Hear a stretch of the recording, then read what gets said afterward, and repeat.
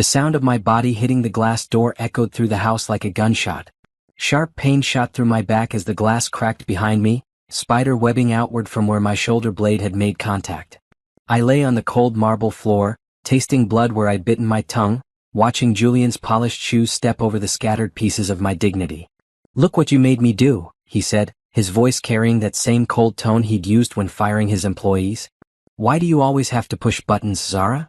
Patricia, his mother-in-law, stood behind him with her arms crossed, her perfectly manicured nails tapping against her designer purse. "The girl needs to learn respect. My daughter never had these problems with men because she knew her place." I stayed down, my dark skin already showing the beginning of bruises along my arms. The broken glass crunched under Julian as he paced, his anger still radiating off him like heat from a furnace. They had no idea that the woman bleeding on their floor had $31 million hidden in accounts they would never find. They had no idea that their victim was actually their destroyer. "Get up," Patricia snapped. "Stop being dramatic." I pushed myself to my knees slowly, making sure they saw every wince, every struggle. The performance was important. They needed to see me as broken, helpless, dependent on Julian's charity. They couldn't know that I'd been planning this moment for months, that every bruise was being documented, every cruel word recorded. Julian grabbed my arm roughly, yanking me to my feet. His grip was tight enough to leave marks, which was perfect. "Clean this up," he ordered. "And next time, maybe you'll think twice before questioning where I've been." The irony almost made me laugh. If only he knew that I'd stopped questioning him months ago when I'd hired the private investigator. I knew exactly where he'd been in bed with his secretary Rebecca, planning how to get rid of the wife who supposedly brought nothing to their marriage except her dead parents' small life insurance policy. "I'm sorry," I whispered, letting my voice shake just right. "I didn't mean to upset you." Patricia's smile was cruel. "That's better. A wife should support her husband, not interrogate him like some common criminal." I nodded, keeping my eyes down while I mentally added another line item to the evidence file that would destroy them both. They thought they were dealing with the same naive woman Julian had married 3 years ago. They thought I was still the grieving daughter who'd lost her parents in a car accident and desperately needed someone to take care of me. They were wrong on every count. As I bent to pick up the larger pieces of glass, I caught my reflection in one of the shards. My brown eyes looked back at me, and for just a second I let myself smile. Not the broken smile they expected, but the smile of a woman who held all the cards and was just waiting for the right moment to play them. "I'll call someone to fix the door," I said quietly. "With what money?" Patricia laughed. "Julian pays for everything in this house. You'd better hope he's feeling generous." If only she knew that the repair costs wouldn't even register as a rounding error in my accounts. If only she knew that while they thought they were breaking me down, I was actually building them up as defendants in a case that would strip them of everything they held dear. Julian was already walking away, probably heading upstairs to shower off the scent of his affair before dinner. Patricia lingered, watching me clean up the mess with obvious satisfaction. "You know, dear," she said, her voice dripping with false sweetness, "Julian could have any woman he wanted. A successful man like him doesn't need to be tied down to someone who brings so little to the table." I kept my head down, but inside I was calculating. Patricia had no idea that I'd bought her mortgage last month through a shell company. She had no idea that her precious son-in-law was about to face charges for embezzling from his own company.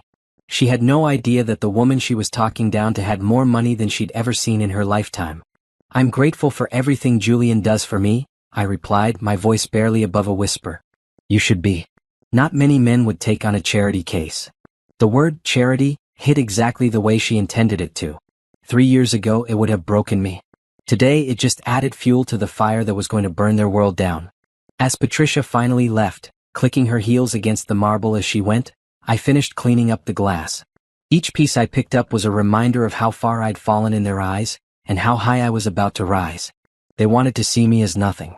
Soon they'd discover that nothing had been watching them all along, learning their secrets, documenting their crimes, and preparing to take everything they thought they owned. The glass door could be replaced. Their lives, once I was done with them, could not. Most people thought my story began 3 years ago when I married Julian Thompson, the successful financial advisor with the perfect smile and the expensive suits. But my real story started 5 years earlier, when I was 23 and working as a software developer at a small tech startup in Atlanta. I'd always been good with numbers and patterns, something that served me well in coding. But what really changed my life was my ability to see trends before they became obvious to everyone else. While my coworkers were spending their paychecks on weekend trips and designer clothes, I was putting every spare dollar into cryptocurrency and tech stocks that most people had never heard of. Bitcoin was still under $1,000 when I started buying. Ethereum was just an idea that most people thought would never work. I put everything I had into these digital assets, living on ramen noodles and working side jobs to pay rent while my investments grew in the background. By the time Bitcoin hit 10,000, I was already a millionaire.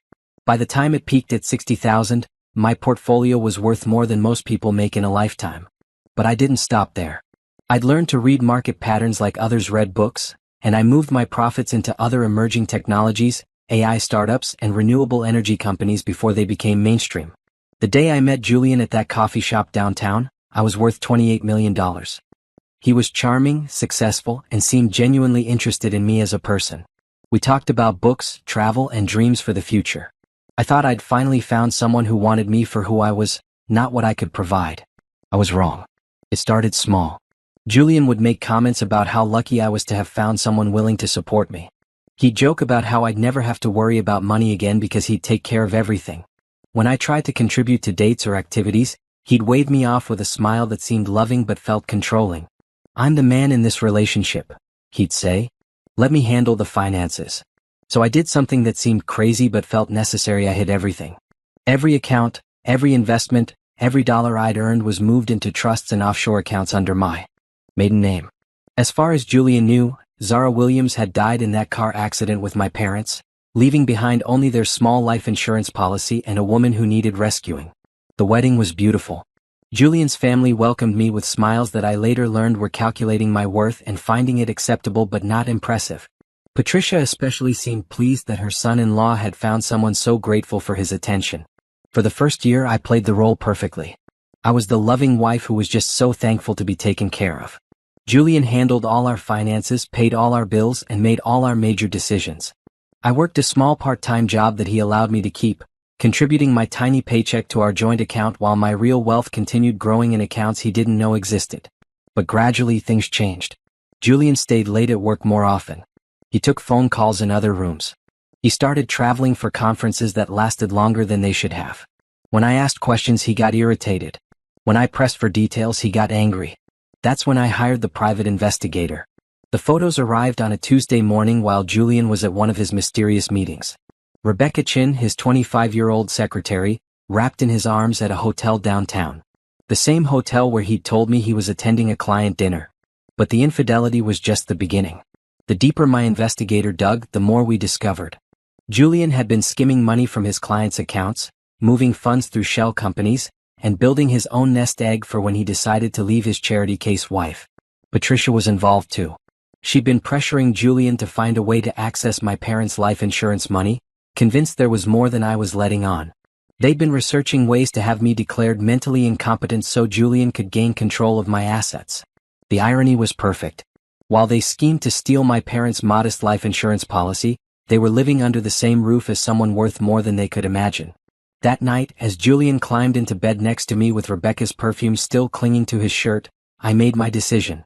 I wouldn't confront him. I wouldn't scream or cry or beg him to change. Instead, I would do something much more effective. I would let him destroy himself while I documented every step of the process. The woman they thought they were manipulating was about to become their worst nightmare. But first, I had to convince them they were winning. The game had begun and they didn't even know they were playing. The emergency room at Mercy General was exactly the kind of place that made Julian uncomfortable. Too many sick people, too many germs, too much chaos for a man who liked his world controlled and pristine. He sat in the plastic chair next to my hospital bed, checking his phone every few minutes and sighing like my injuries were a personal inconvenience. "The doctor says you'll be fine," he said without looking up from his screen. "Just some bruising and minor cuts. Nothing serious." Patricia stood by the window, her face a mask of concern that didn't reach her eyes. Thank goodness it wasn't worse. These old houses, you know, accidents happen. Accident. That's what we were calling it now. The story they'd agreed on during the ambulance ride while I pretended to be unconscious. I'd slipped and fallen into the glass door. Clumsy Zara, always getting herself into trouble. The nurse finished bandaging the cuts on my arms and gave me a look that said she'd seen this type of accident before. "Mrs. Thompson, you'll need to keep these wounds clean and dry. And if you experience any dizziness, nausea, or confusion, you need to come back immediately." Of course, Julian answered for me. I'll make sure she takes it easy. After the nurse left, Patricia moved closer to my bed. You really should be more careful, dear. Julian works so hard to provide for you, the last thing he needs is to worry about you hurting yourself. I nodded weakly, playing the part of the grateful invalid. I'm sorry I caused so much trouble. It's fine, Julian said, but his tone suggested otherwise. Just try to be more aware of your surroundings. What they didn't know was that while they'd been spinning their story for the hospital staff, I'd been very aware of everything around me. The nurse who'd taken my vitals had also discreetly photographed my injuries when Julian stepped out to make a phone call. The doctor who'd examined me had noted the pattern of bruising that was inconsistent with a simple fall. My phone had been recording audio in my purse the entire time, capturing every word they'd said about covering up what had really happened. When we finally got home, Julian helped me upstairs with the kind of performance that would have won awards if anyone had been watching. Patricia fussed around the kitchen, making tea and talking about how important it was for me to rest and recover. I think I should stay home from work tomorrow, I said quietly. Just to make sure I'm okay. That's probably smart, Julian agreed. Take all the time you need. Perfect. What he thought was me being cautious was actually me creating an opportunity. A day alone in the house meant a day to gather evidence without interruption. That night, as Julian slept beside me, I stared at the ceiling and planned my next moves. The private investigator had already been busy, but now we had assault charges to add to the growing list of Julian's crimes. The photos of my injuries, combined with the hospital records and the audio recording, would make it impossible for him to deny what had happened. But I needed more. I needed him to reveal his true plans, to show his hand completely before I played mine. The next morning, Julian brought me breakfast in bed with a smile that might have fooled someone who didn't know him. How are you feeling, sweetheart? Better, I lied. Thank you for taking care of me. Of course. That's what husbands do. He sat on the edge of the bed and for a moment, he almost looked like the man I'd married. Zara, I want you to know that I love you. What happened yesterday, that was just stress from work. I've been under a lot of pressure lately. I reached for his hand, noticing how he tensed slightly at my touch. I understand. I know you work so hard for us. I do. And I want to make sure you're always taken care of. He paused, choosing his words carefully. Have you ever thought about updating your will? Now that we're married, it would make sense to make sure everything goes to me if something happens to you. There it was. The first direct move toward the money they thought I had. I hadn't really thought about it, I said, letting confusion color my voice. Do you think I should? It would give me peace of mind. You never know what could happen, and I'd hate for there to be any legal complications if you got sick or had another accident. Another accident. The phrase hung in the air between us like a threat. Maybe you're right, I said slowly. Could you help me set that up? His smile was genuine for the first time in months. Of course, baby. I'll call my lawyer today. After Julian left for work, I moved quickly despite my supposed injuries. The hidden cameras I'd had installed months ago had captured everything, including his subtle threat about future accidents. But now I needed to accelerate my timeline. I called my lawyer from a burner phone I kept hidden in my jewelry box. Richard? It's time to move forward. I need you to start the divorce paperwork, but don't file it yet. I want everything ready to go when I give you the signal. Are you sure about this, Zara? Once we start this process, there's no going back. I looked at myself in the mirror, at the bruises Julian's hands had left on my arms, at the cuts from the glass door he'd thrown me into. I've never been more sure of anything in my life. The broken woman they thought they'd created was about to rise from the ashes. And when she did, she was going to burn their world to the ground. 3 days after my accident, I was back to playing the perfect recovering wife. Julian had been extra attentive, bringing me flowers and my favorite takeout, probably feeling guilty about the visible bruises on my arms. Or more likely, making sure I stayed grateful and dependent. What he didn't know was that every moment of his guilt was being recorded by the cameras hidden throughout our house. I have to work late again tonight, Julian announced over breakfast, not quite meeting my eyes. Big client presentation tomorrow. Of course, I replied, stirring my coffee slowly. I'll just watch some movies and go to bed early. He kissed the top of my head before leaving, and I waited exactly 30 minutes before calling my private investigator. He's on his way to the Marriott downtown, Jake confirmed within an hour. Same room as last week. Rebecca arrived 20 minutes ago. I already knew this, of course. The GPS tracker I'd had installed in Julian's car 6 months ago sent updates directly to my phone. But Jake's surveillance provided the photographic evidence I'd need in court. While Julian was busy with his afternoon delight, I had my own appointments to keep. The first stop was downtown to meet with my financial advisor, not the one Julian knew about, but my real one, the woman who'd helped me hide $31 million so effectively that it might as well have disappeared from the face of the earth. "How do you want to handle the divorce settlement?" Caroline asked, spreading papers across her desk. "Technically, everything you earned before the marriage is protected, but if you want to play it safe." "I want him to think he's getting everything," I interrupted. "Let him believe he's won, right up until the moment he discovers there was never anything to win." Caroline smiled. She'd been handling my finances since I was 25, and she understood the game better than anyone. "I'll set up a few small accounts under your maiden name, just enough to make it look like you've been hiding something minor. Maybe 200,000 total." "Perfect. He'll feel so clever for finding my secret money." My second stop was across town to meet with Patricia's bank manager. It had taken months of careful planning, but I'd finally maneuvered myself into position to buy Patricia's mortgage when it went into default. She had no idea that her financial difficulties weren't just bad luck, they were the result of careful manipulation of her investments by someone who understood the markets better than she ever would. "The foreclosure papers are ready," the manager confirmed. "She's got 30 days to catch up on payments or lose the house." "And the new buyer?" "Anonymous shell company, just like you requested. She'll never know who really owns her mortgage now." By evening, I was back home, playing the role of the bored housewife waiting for her husband to return from his fake business meeting. Julian arrived at 11:30, smelling like hotel soap and expensive perfume. "How did the presentation go?" I asked innocently. "Great," he lied smoothly. "I think we landed the account."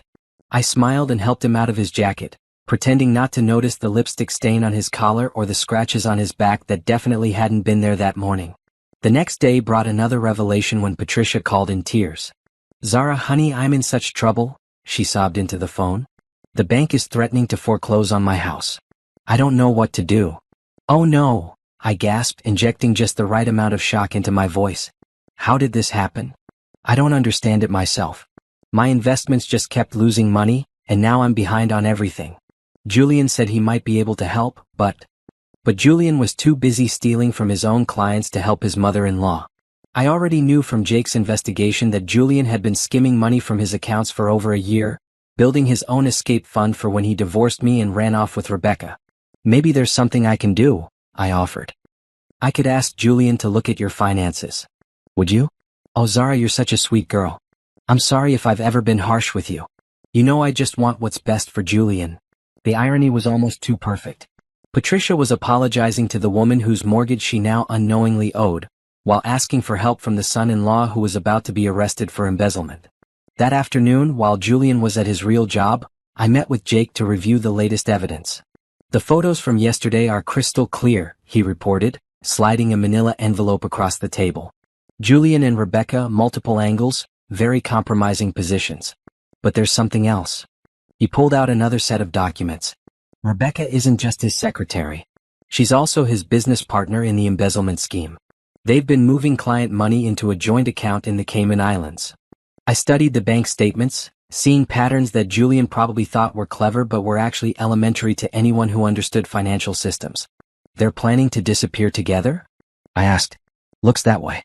I intercepted some text messages between them. "They're talking about leaving the country next month, right after Julian finalizes your new will." The pieces were falling into place exactly as I'd hoped.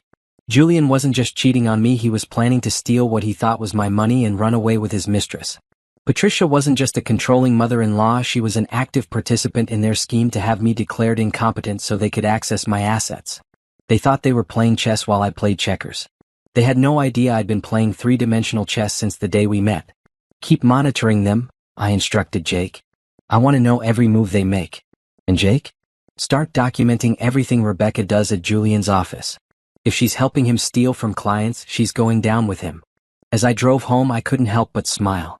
They thought they were so close to victory.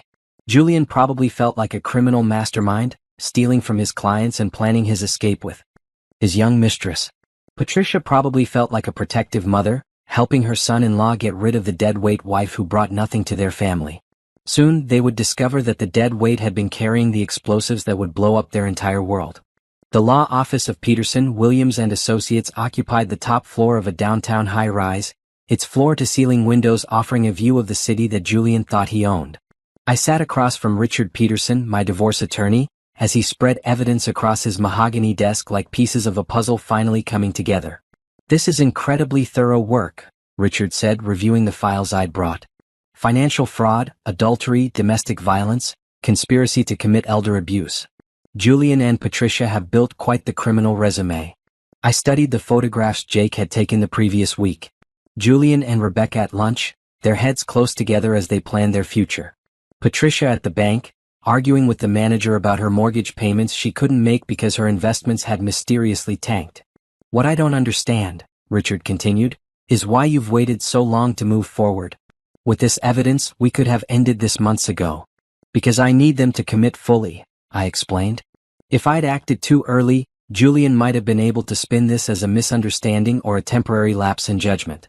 Now he's in too deep to back out. And the money they think you're hiding?" I smiled. "The 200,000 Caroline set up in the fake accounts? Julian found it last week. He thinks he's discovered my secret nest egg." Richard raised an eyebrow. "He has no idea about the real money. None at all. And when this is over, he never will. The divorce settlement will show that I'm walking away with nothing, just a broken woman grateful to be free. He'll think he won. Until the criminal charges hit." "Exactly." My phone buzzed with a text from Jake. "Target is at location 3 with secondary target. Package delivered." Target 1 was Julian. Target 2 was Rebecca. Location 3 was their favorite hotel room. And the package was a listening device disguised as a room service amenity that would capture every word they said. "I have to go," I told Richard, gathering the files. "They're making their final plans tonight. By tomorrow we'll have everything we need." The drive home took me past Patricia's house, where I could see her through the window, pacing and talking on the phone. She'd spent the day calling relatives and friends, begging for money to save her mortgage. None of them knew that the anonymous buyer who'd purchased her debt was the daughter-in-law she treated like garbage for 3 years. At home, I settled into my office, the small room Julian had grudgingly allowed me to use for my little hobbies, and opened my laptop.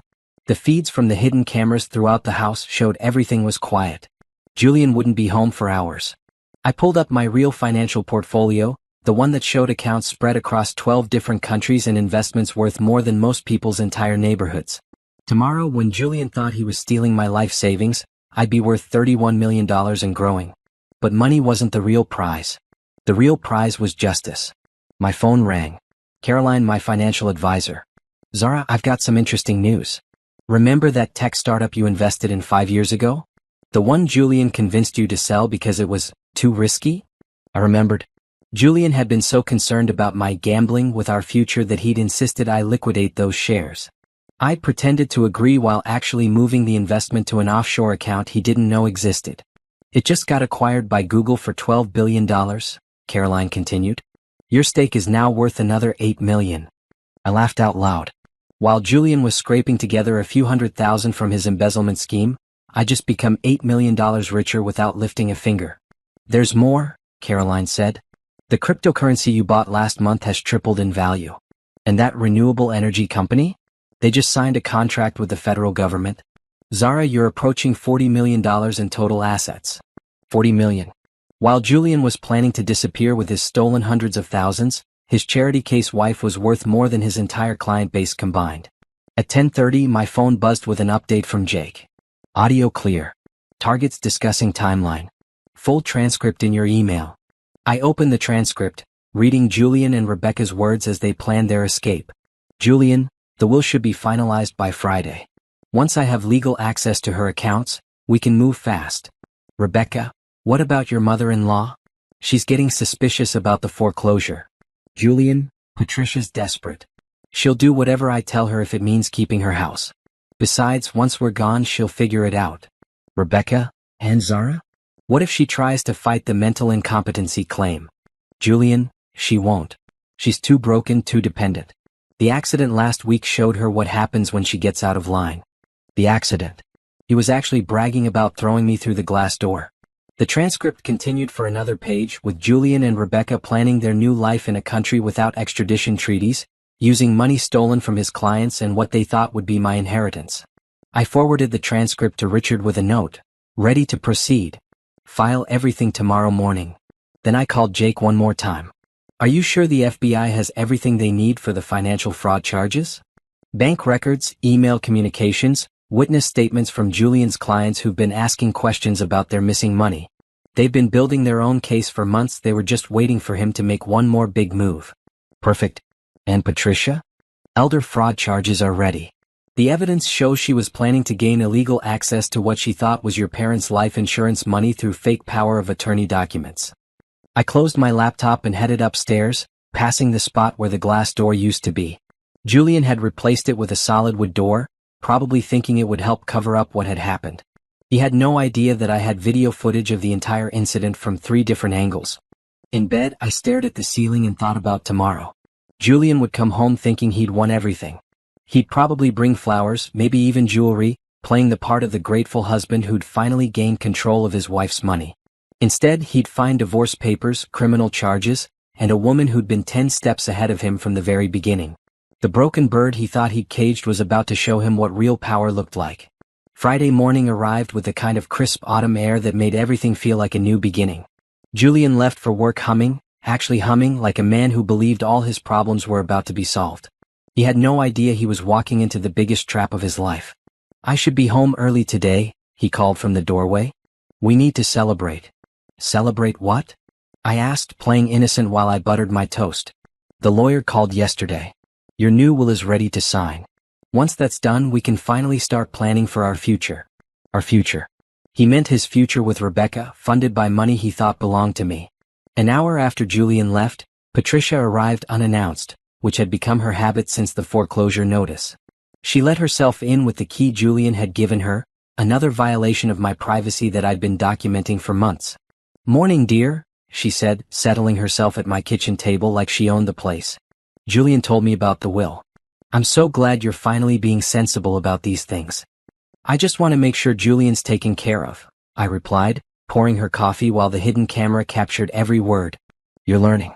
A wife's job is to support her husband, not question his decisions. Patricia stirred her coffee thoughtfully. You know, Zara, Julian is such a catch. Any woman would be lucky to have him. I know how fortunate I am. Do you? Sometimes I wonder if you truly appreciate what you have. A successful husband, a beautiful home, security for life. Not everyone gets those opportunities. I nodded, letting her believe I was absorbing her wisdom. What Patricia didn't know was that Jake was parked across the street, photographing her visit for the elder abuse case we were building against her. At 2 o'clock my phone rang. Richard, my lawyer. Everything's in motion, he reported. The FBI will make their arrests Monday morning. Are you sure you want to wait until then? Positive. I want them to have the weekend to celebrate their victory. Let them think they've won everything before they lose it all. And you're certain you want to go through with the signing today? Once Julian thinks he has legal access to your accounts, he'll never actually get access to anything real.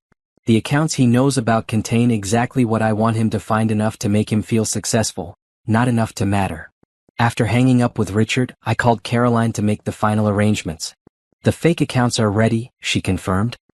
200,000 in savings, 50,000 in checking, and some small investments that look like they're worth about 75,000.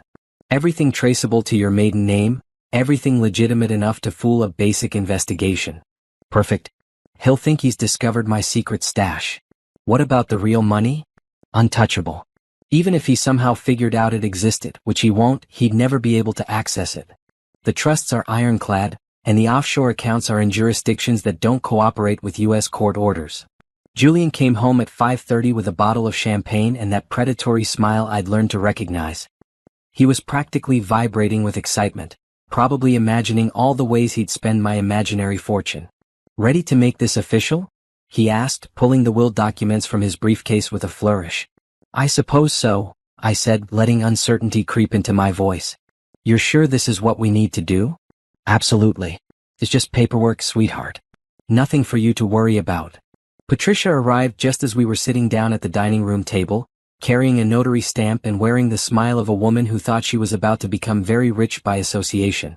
I brought my notary license, she announced. We can make this nice and official. I read through the will slowly, making sure they saw me hesitating. The document was exactly what they wanted. Everything I supposedly owned would go directly to Julian in the event of my death or mental incapacitation. What they didn't know was that everything I owned, according to this document, was a fraction of my actual wealth. There's something I need to tell you both, I said quietly, setting down the pen. Julian's face went rigid. What is it? I haven't been completely honest about my parents' life insurance money. Patricia leaned forward like a shark smelling blood. What do you mean? I've been saving most of it. Hiding it, I guess. I was scared you'd think I was being selfish, so I put it in accounts under my maiden name. Julian's eyes lit up with greed. How much are we talking about? About $300,000, I whispered, watching their faces transform with excitement. 300,000? Patricia gasped. Zara, that's wonderful news. I felt so guilty keeping it secret, I continued, but I wanted to make sure we had something saved for emergencies. Julian reached across the table and took my hand, his touch gentle for the first time in months. Sweetheart, I understand why you did that. It shows you were thinking about our future. With this will, Patricia added helpfully, Julian will be able to access those accounts too. Everything will be properly managed. I nodded slowly, then picked up the pen. I suppose you're right. I trust Julian completely. The signature I wrote was careful and deliberate. Julian and Patricia watched every stroke, probably calculating how quickly they could access my accounts once the ink was dry. There, Julian said, taking the signed document. Now we're officially set for whatever the future brings. Patricia notarized the signature with an efficiency that suggested she'd been planning this moment for months. Congratulations, you two. This is such a smart decision. After Patricia left, Julian opened the champagne and poured us each a glass. To our future, he toasted. To our future, I echoed, clinking my glass against his while thinking about the FBI agents who would be knocking on his door in 3 days. That evening, Julian was more attentive than he'd been in over a year. He cooked dinner, something he never did anymore, and actually asked about my day. He was laying groundwork, probably planning to have me declared incompetent sooner rather than later now that he had legal access to my accounts. I've been thinking, he said over dessert. Maybe you should see someone about your stress levels. That accident last week, the way you've been so anxious lately, it might help to talk to a professional. A therapist? I asked. Or a psychiatrist. Someone who could evaluate whether you need medication for anxiety. There it was. The beginning of his mental incompetency play. Get me diagnosed with a psychiatric condition, then use that as grounds to take control of my finances. Do you really think I need that? I just want what's best for you, baby. Sometimes people need help managing their emotions, especially after trauma like losing your parents. I nodded thoughtfully. Maybe you're right. Could you help me find someone? Of course. I actually know someone who might be perfect. Dr. Harrison, he's helped some of my clients with similar issues. Dr. Harrison. I made a mental note to have Jake investigate him. If Julian already had a psychiatrist picked out, it meant he'd been planning this for longer than I'd realized. As we got ready for bed, Julian was more affectionate than he'd been in months. He held me close, stroking my hair while probably imagining his new life with Rebecca. I love you so much, he whispered. I promise I'll always take care of you. I know you will, I replied, thinking about the recording devices capturing every lying word he spoke.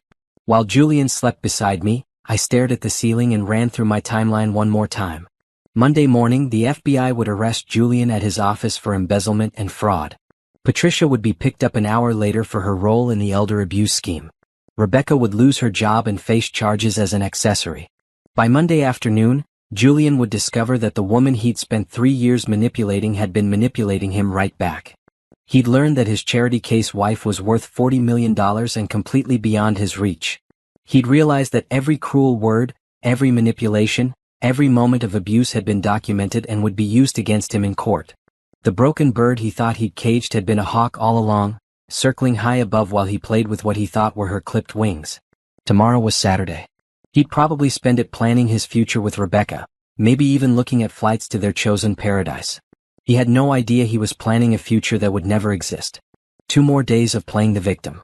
2 more days of letting them believe they'd won. Then the real game would begin. Monday morning arrived gray and cold, matching the mood that was about to descend on Julian's carefully constructed world. I woke up before my alarm, watching my husband sleep peacefully beside me, probably dreaming about the fortune he thought he was about to steal. At exactly 7:30, Julian's phone rang. Work calling unusually early, which made him frown as he answered. Julian Thompson. His voice was still thick with sleep. I couldn't hear the other side of the conversation, but I watched Julian's face transform from confusion to panic in the span of 30 seconds. "I don't understand," he said, sitting up straight. "There has to be some mistake." More talking from the other end. Julian's hands started shaking. "I'll be right there," he said finally, hanging up with trembling fingers. "What's wrong?" I asked, injecting concern into my voice. "They want to see me at the office immediately.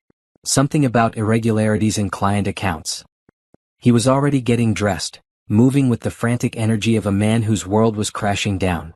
"I'm sure it's just a misunderstanding." "Of course it is," I agreed. "You would never do anything wrong." Julian kissed me goodbye, his lips cold against my forehead. "I'll call you later, okay? Don't worry about anything." 20 minutes after Julian left, my phone buzzed with a text from Jake. "Fish is in the net." I allowed myself exactly 1 minute to smile before switching into action mode. At 9:15, Patricia called, her voice shrill with panic. "Zara, something terrible is happening. Julian just called me from his office. They're accusing him of stealing money from his clients." "That's impossible," I gasped. "Julian would never steal anything." "Of course he wouldn't. It's obviously some kind of setup. We need to get down there right now and straighten this out." "Should I come with you?" "No, dear. You stay home. This kind of stress isn't good for someone in your delicate condition." My delicate condition. Right up until the end, Patricia couldn't resist treating me like I was made of glass. An hour later, my phone rang again. This time it was Patricia, sobbing. "They arrested him, Zara. They actually arrested Julian. And they want to talk to me too, something about forged documents and elder abuse." "I don't understand what's happening." "Elder abuse?" I let shock fill my voice. "Patricia, what are they talking about?" "I don't know. They're saying I helped Julian plan to steal your inheritance by having you declared mentally incompetent." "It's insane." "Not insane. Perfectly accurate. But I played my part." "That's ridiculous," I said. "Why would anyone think Julian needed to steal from me? I barely have anything." There was a long pause. Then Patricia's voice came back, smaller and more uncertain. "Zara, how much money do you actually have? From your parents, I mean." "Just the life insurance. About 50,000 after funeral expenses and debts." "Why?" Another pause. Longer this time. "But," Julian said, "we thought." "Thought what?" "Nothing. Never mind. I have to go, dear. I need to call my lawyer." After she hung up, I sat in my quiet house and waited. It didn't take long. At 2:30, my phone exploded with calls. Julian calling from jail. I let it go to voicemail. Then Patricia probably calling from a police station. Voicemail again. Then Rebecca, who'd apparently just learned that her boyfriend and business partner was in federal custody. I listened to the voicemails in order. "Julian, Zara baby, there's been a huge misunderstanding. I need you to call Richard Morrison, he's a criminal defense attorney. Tell him I'll pay whatever he wants, just get me out of here. And honey, don't talk to anyone else until I get home, okay? I love you." "Patricia, Zara, they're saying terrible things about both of us. They have recordings, photographs, bank statements. I don't know how they got all this information. Call me back immediately." "Rebecca, Mrs. Thompson, this is Rebecca Chin. I think there might be some confusion about my relationship with your husband. If we could meet and discuss the situation, I think we could clear everything up. Please call me." I deleted all 3 messages and made myself lunch. At 4 o'clock, Richard Peterson called. "It's done," he said simply. "Julian and Patricia are both in custody. Rebecca has been terminated from her job and is facing charges as an accessory. The FBI seized Julian's computers, his phones, and all his financial records." What did they find? Everything we expected and more. Julian has been systematically stealing from his clients for over 2 years. The Cayman Islands account contains almost $400,000. Patricia had been researching conservatorship laws and had actually forged power of attorney documents with your name on them. And Rebecca? She was in on everything. Helped move the money, helped plan the fake mental incompetency claim, even researched which countries don't have extradition treaties with the US. I closed my eyes and let the relief wash over me. So it's really over. The criminal part is just beginning. But yes, Zara, you're free. Julian can't hurt you anymore. That evening, I walked through my house for the first time in 3 years without looking over my shoulder. Every room felt different, cleaner somehow, like a weight had been lifted from the very air. I opened a bottle of wine, the good stuff I'd been saving, and sat in Julian's leather chair in what used to be his office. Tomorrow I'd start the process of selling this house and everything in it. I'd already picked out a beautiful place overlooking the lake, Somewhere Julian had never been, somewhere that would be entirely mine. My phone rang one more time. Julian again, probably using his one phone call for the day. This time I answered. Zara. Thank God. Listen to me very carefully. No, I said quietly. You listen to me. The silence on the other end was deafening. I know about Rebecca. I know about the stolen money. I know about the plan to have me declared mentally incompetent. I know about everything, Julian. Baby, I can explain. I know you threw me through that glass door. I have it on video from 3 different angles. More silence. I also know you thought you were stealing $300,000 from your weak, pathetic wife. Zara. But here's what you don't know, Julian. You don't know that your weak, pathetic wife is worth $40 million. You don't know that she's been 10 steps ahead of you for the past year. And you don't know that every cruel word you've ever said to her has been recorded and will be played in court. I could hear his breathing, sharp and panicked. The woman you tried to destroy was never really there, I continued. She was just a role I played while I gathered evidence to destroy you instead. And Julian? I won. I hung up and turned off my phone. The broken bird had finally shown her claws. The next morning brought an unexpected visitor. I was drinking coffee in my kitchen when Rebecca Chen appeared at my back door, looking nothing like the confident secretary who'd been sleeping with my husband. Her designer clothes were wrinkled, her makeup smudged, and her hands shook as she knocked on the glass. I opened the door but didn't invite her in. Mrs. Thompson, she began, her voice barely above a whisper. I need to talk to you. About what? I asked calmly. About Julian. About everything that's happened. I think there's been a misunderstanding. I almost laughed. What kind of misunderstanding? The money thing. Julian told me you didn't have any. He said you were basically living off his charity. I never would have, if I'd known you were wealthy. You never would have what? Helped him steal from his clients? Helped him plan to have me committed? Or just never would have slept with him? Rebecca's face crumpled. I didn't know about the stealing. I swear I didn't know he was taking money from clients. I stepped outside and closed the door behind me, not wanting her desperation to contaminate my clean house. But you knew about the plan to have me declared mentally incompetent. She nodded miserably. Julian said you were unstable. He said you'd had episodes that you needed help but wouldn't get it. He made it sound like he was trying to protect you. And the Cayman Islands account? The escape plan? He said it was just a precaution, in case you became violent or dangerous. Rebecca looked up at me with tears streaming down her face. I thought I was helping him save his life.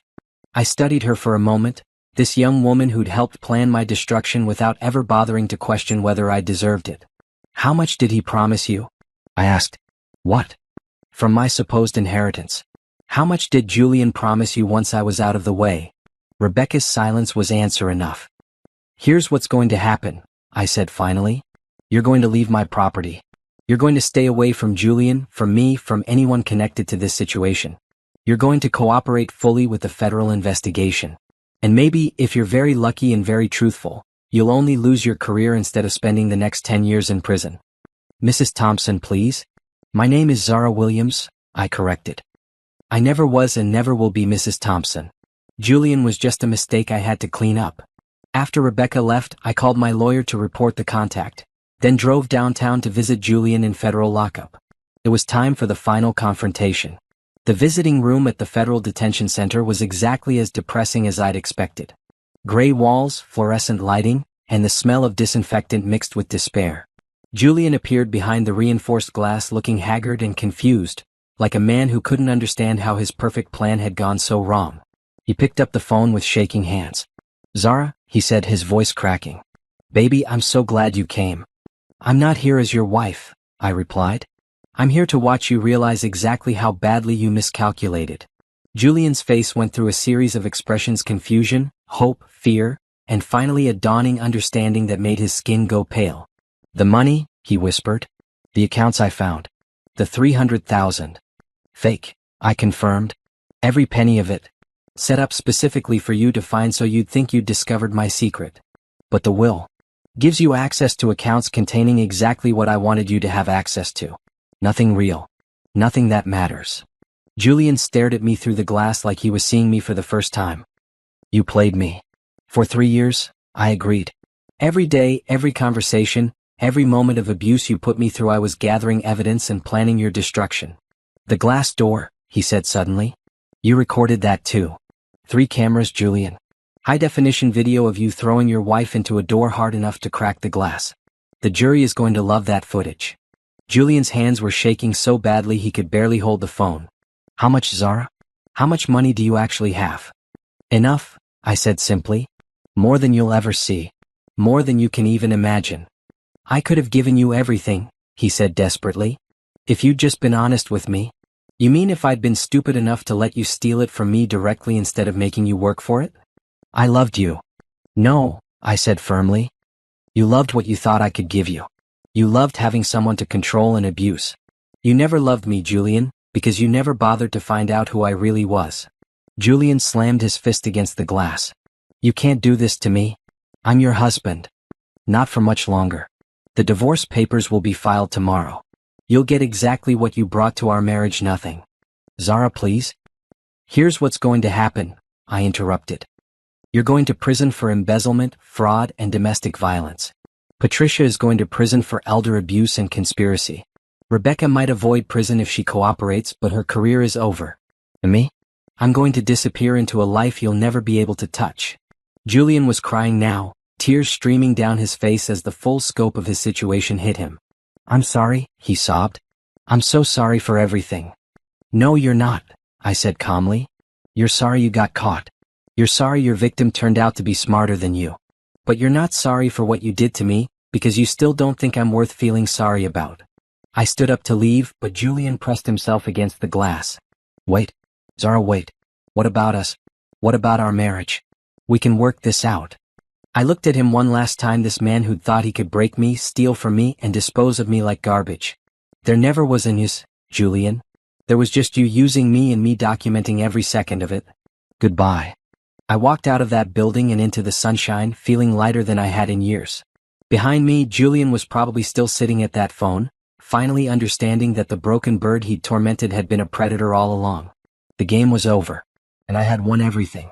6 weeks later, I sat in federal court watching Julian's world collapse in real time.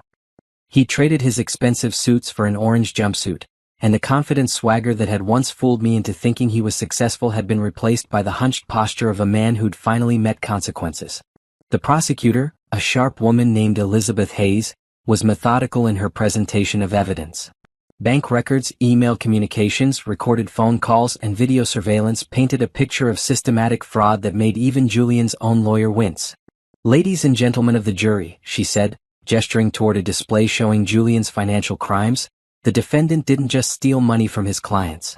He stole their trust, their security, and their futures. Over the course of 2 years, Mr. Thompson embezzled nearly $400,000 from people who believed he was protecting their life savings. Julian stared at his hands while the prosecutor continued. But the financial crimes were just part of a larger pattern of deception and abuse. The defendant conspired with his mother-in-law, Patricia Thompson, to gain illegal control over his wife's assets through fraudulent mental competency proceedings. When that plan moved too slowly, he escalated to physical violence. The courtroom went silent as the prosecutor played the security footage of Julian throwing me through the glass door. Even though I'd watched it dozens of times during preparation, seeing it on the big screen in front of a jury still made my chest tight. Julian's lawyer had tried to argue that the video was somehow taken out of context, but there's no context that makes throwing your wife into a door look like anything other than what it was. The defendant thought he was dealing with a helpless victim, the prosecutor concluded. Instead, he was committing crimes against someone smart enough to document every illegal act and patient enough to wait for justice. Julian's sentencing hearing was held 2 weeks later. I sat in the front row, wearing a navy blue dress that cost more than Julian's entire legal defense, watching him face the consequences of his choices. Judge Martinez was not sympathetic.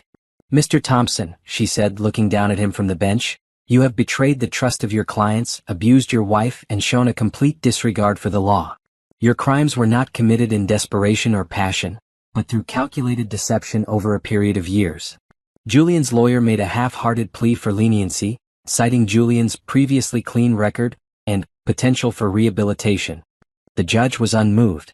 8 years in federal prison, she announced. Full restitution to all victims, supervised probation for 3 years following release, and permanent prohibition from working in financial services. Julian collapsed into his chair like a man who'd been shot. 8 years.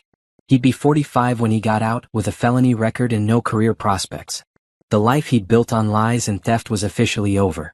Patricia's trial was shorter but equally satisfying. At 72, she faced charges of elder abuse, conspiracy to commit fraud, and forgery. Her lawyer tried to paint her as a confused old woman led astray by her son-in-law, but the evidence said otherwise. The forged power of attorney documents had been expertly crafted. The research into conservatorship laws was extensive.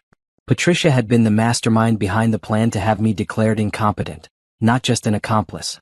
3 years in minimum security prison, the judge decided. Given your age and health concerns, you'll serve 18 months with the remainder on house arrest. I watched Patricia's face crumble as she realized she'd lost everything. Her house, which I now owned through the shell company, would be sold to pay her legal fees. Her comfortable retirement was gone, replaced by the prospect of spending her golden years as a convicted felon. Rebecca's case was handled differently. She'd cooperated fully with the investigation, providing emails and documents that had helped nail down Julian's conviction. In exchange, she pled guilty to conspiracy charges and received 2 years probation with community service. The day after Patricia's sentencing, I drove to her house to oversee the packing. As the legal owner of her mortgage, I had the right to reclaim the property, and I was exercising that right with enthusiasm. Patricia stood in her living room, surrounded by boxes, looking every day of her 72 years. "I never understood," she said when she saw me. "How did a girl like you manage all this?" "A girl like me? You know what I mean. Quiet, dependent, grateful for whatever scraps Julian threw your way." I smiled. "That girl never existed, Patricia. That was just a role I played while I gathered evidence to destroy you." She shook her head slowly. "Julian said you were worth maybe $50,000. Julian said a lot of things that weren't true."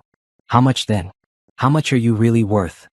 I looked around the house that now belonged to me, thinking about the $42 million in my accounts that had grown while I wasn't paying attention and the new life I was building.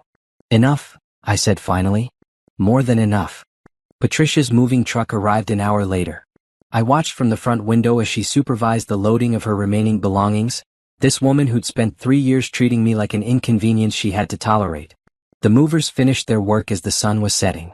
Patricia climbed into her car without looking back, driving away from the only home she'd known for 30 years. She'd be living in a small apartment across town, her savings gone, her reputation ruined, her future reduced to the bare minimum. As her taillights disappeared around the corner, I called my real estate agent. "The house is ready," I told her. "List it tomorrow. I want it sold within the month." "Any particular reason for the rush?" I smiled, thinking about the women's shelter that would benefit from the proceeds. "I'm ready to close this chapter completely." The broken bird had spread her wings, and she was about to fly higher than anyone had ever imagined possible. 1 year later, I stood on the deck of my new home overlooking Lake Lanier, watching the sunrise paint the water in shades of gold and pink. The house was everything Julian's had never been: bright, open, and entirely mine. No hidden cameras needed here, no evidence to gather, no games to play. Just peace. My phone buzzed with a text from Caroline, my financial advisor. "Foundation paperwork approved. You're officially ready to launch." The Zara Williams Foundation for Domestic Violence Survivors had been my dream for months. $42 million was more money than one person needed, and I'd found my purpose in helping other women escape the kind of trap Julian had tried to build around me. "Morning, boss," Jake said, joining me on the deck with 2 cups of coffee. He transitioned from private investigator to head of security for the foundation, helping other women document abuse and build cases against their attackers. "Any updates on the Peterson case?" I asked, accepting the coffee gratefully. "Husband tried to hide assets in offshore accounts. Amateur hour compared to what you did, but we caught him. Mrs. Peterson will get everything she's entitled to in the divorce, plus enough evidence for criminal charges." Jake had become something like a brother to me over the past year. He'd seen me at my lowest point and helped me climb back to the top. More importantly, he'd never once treated me like the broken victim everyone else had seen. "What's the schedule for today?" he asked. "Foundation board meeting at 10, lunch with the architect about the new shelter, and dinner with—" I paused, feeling that familiar flutter of nervous excitement. "With Dr. Rivers," Jake finished with a grin. "How many dates is this now?" "It's not a date," I protested. "It's just dinner." "Right. Just dinner. With the man you've been just having dinner with twice a week for the past 3 months.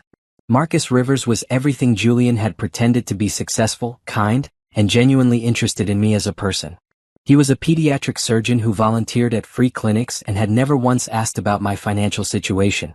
We'd met at a charity event, where he'd impressed me by actually listening when I spoke instead of waiting for his turn to talk. "He doesn't know about the money," I said quietly. "Are you planning to tell him?" That was the question that kept me awake at night. How do you explain to someone that you're worth tens of millions of dollars without sounding like you're either bragging or testing their motives? How do you trust again after being deceived so completely? "Maybe eventually," I said. "If things continue going well." "They will," Jake assured me. "He's nothing like Julian." An hour later, I was sitting in the conference room of my foundation's downtown office, surrounded by women who'd escaped situations similar to mine. Our board included lawyers, social workers, financial advisors, and survivors who'd rebuilt their lives from nothing. "The new shelter will house 30 women and their children," reported Sandra, our director of operations. "We'll have on-site childcare, job training programs, and legal services. The goal is complete independence within 18 months. I listened to the reports with satisfaction. In 1 year, we'd helped 47 women escape abusive relationships, secured convictions against 12 abusers, and provided safe housing for 73 children. The money Julian had tried to steal was doing more good than he could have imagined. "There's one more item," Sandra said, sliding a folder across the table. "We got a letter from someone asking for help." I opened the folder and froze. The letterhead was from Federal Correctional Institution Coleman, and the handwriting was familiar. "Dear Mrs. Williams," the letter began. "I know I have no right to contact you, but I wanted you to know that I understand now what I put you through. Prison has given me time to think about the man I became and the woman I destroyed. I'm not asking for forgiveness because I don't deserve it. I just wanted you to know that I'm sorry, and I hope you found the happiness I tried to take from you. Julian." I stared at the letter for a long moment, then closed the folder. "What should we do with it?" Sandra asked. "File it," I said finally. "And if he writes again, don't show me. That chapter of my life is closed." That evening, I stood in front of my bathroom mirror getting ready for dinner with Marcus. The woman looking back at me bore little resemblance to the broken bird Julian had tormented. My skin glowed with health and confidence. My eyes were bright with purpose. My smile was genuine for the first time in years. I'd learned to trust my instincts again, to speak up for myself, to take up space in the world. The foundation had given me a way to channel my experience into something positive, and Marcus had shown me that not all men saw women as objects to be controlled. My phone rang as I was putting on earrings. "Are you ready for tonight?" Marcus asked, his voice carrying that warmth that had drawn me to him from the beginning. "Almost. Where are we going?" "It's a surprise. But I promise you'll like it." An hour later, Marcus picked me up in his modest sedan, such a contrast to Julian's flashy sports car that had been all about image and nothing about substance. We drove to a small restaurant I'd never noticed, tucked away in a quiet neighborhood with fairy lights strung between the trees. "How did you find this place?" I asked as we were seated at a table overlooking a small garden. "My sister owns it," Marcus admitted. "I wanted somewhere we could talk without interruption." Something in his tone made me look at him more carefully. "Is everything okay?" Marcus reached across the table and took my hand. "Zara, there's something I need to tell you." My stomach dropped. Here it comes, I thought. The moment when he reveals he's been using me or lying to me or planning to hurt me. "I'm in love with you," he said simply. I stared at him, my prepared defenses crumbling. "What?" "I know it's only been a few months and I know you've been hurt before. But I can't pretend anymore that this is just casual dating. You're the most amazing woman I've ever met, and I want to build a real future with you." Tears started streaming down my face and Marcus looked panicked. "Did I say something wrong?" "No," I laughed, wiping my eyes. "You said everything right. I love you too." We talked for hours that night about dreams and fears and the futures we wanted to build. I told him about Julian, about the abuse and the manipulation, though not about the money. That conversation could wait until I was sure he loved me for who I was, not what I had. When Marcus walked me to my door, he kissed me with the kind of gentleness Julian had never shown. It was the kiss of a man who saw me as precious, not disposable. "Thank you," I whispered against his lips. "For what?" "For helping me remember what it feels like to be cherished." As I watched his taillights disappear down my driveway, I felt something I hadn't experienced in years: complete happiness. The broken bird had not only healed her wings, she'd learned to soar. Julian was serving his time in federal prison, probably counting the days until his release and wondering how his perfect plan had gone so wrong. Patricia was living in her small apartment, her reputation ruined and her golden years tarnished by her crimes. Rebecca had moved across the country and was working as a clerk in a small town office, her career dreams dead. And me? I was running a foundation that helped other women escape the hell I'd survived. I was in love with a man who valued my mind as much as my heart. I was worth $50 million and growing, with a future brighter than anything Julian could have provided. The woman who'd been thrown through a glass door had risen from the ashes stronger, richer, and happier than her abusers could have imagined. The victim had become the victor. And the best part? This was just the beginning.